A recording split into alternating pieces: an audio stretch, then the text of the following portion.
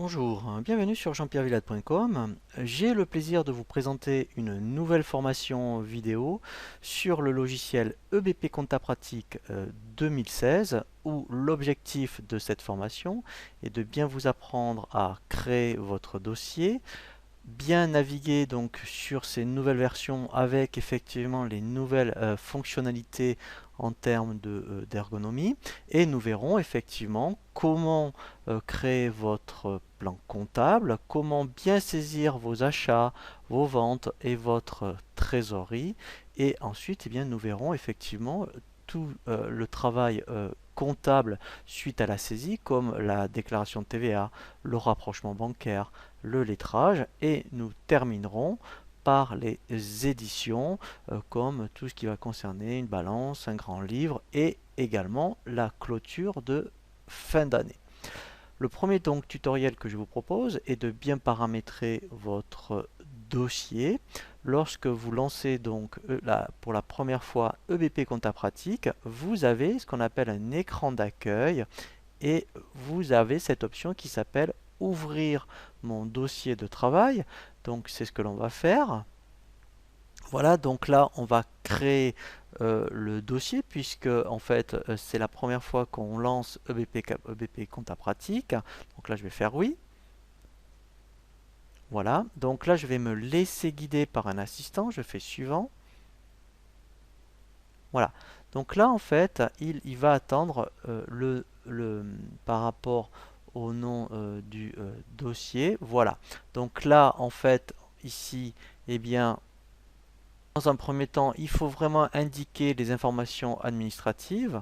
Donc là, alors, mettons vous êtes par exemple en SARL. Voilà, donc là, je vais mettre, mettons, démo compta pratique 2016. Voilà, donc là, vous mettrez le nom du contact. Alors, je vais mettre au moins une adresse. Route de la mer, par exemple. Voilà. Voilà, 85 000, par exemple, les Sables d'Olonne. Voilà. Voilà. Donc là, je fais suivant. Ici, donc toujours pareil, hein, il faut indiquer donc votre téléphone, l'email, le site web. Vous allez indiquer ici, alors très important, alors si vous avez un numéro de TVA, hein, bien sûr, donc TVA intracommunautaire, la territorialité, donc par défaut la France, votre SIRET et le code APE. Voilà, et ensuite, donc, alors ça je vous conseille de le laisser, importer, donner les codes postaux, comme ça quand vous allez créer des fiches clients, eh bien en fait, ce qui va être intéressant, c'est que dès que vous mettrez un code postal, il sera capable de trouver le département et la ville. Donc là, je fais suivant. Ici, voilà, très très important, les dates d'exercice. Alors, moi par défaut, je suis au 1er janvier 31/12, mais là, hein, il faudra même donc si vous êtes en cours d'année, il faudra mettre, admettons vraiment, si vous êtes au 1er mars, admettons 1er mars 2016 au mettons jusqu'au mois d'avril 2017. Voilà, et l'exercice suivant, il va le générer en N+1. Donc on peut générer ce qu'on appelle des comptes de tiers en auxiliaire. Voilà, donc ça c'est une nouveauté, je dirais, sur 2016. C'est-à-dire que, alors, les auxiliaires, qu'est-ce que c'est, hein, si vous entendez ce terme comptable, c'est les comptes de la classe 4, notamment les clients. Eh bien, on a un plan comptable auxiliaire.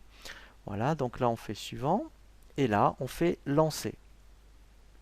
Voilà, donc là le dossier est créé. Ici en haut, donc vous voyez, vous pouvez voir donc les dates d'exercice, et nous allons voir donc un tutoriel sur comment effectivement optimiser l'ergonomie et la navigation de ces nouvelles versions sur EBP Compta Pratique 2016.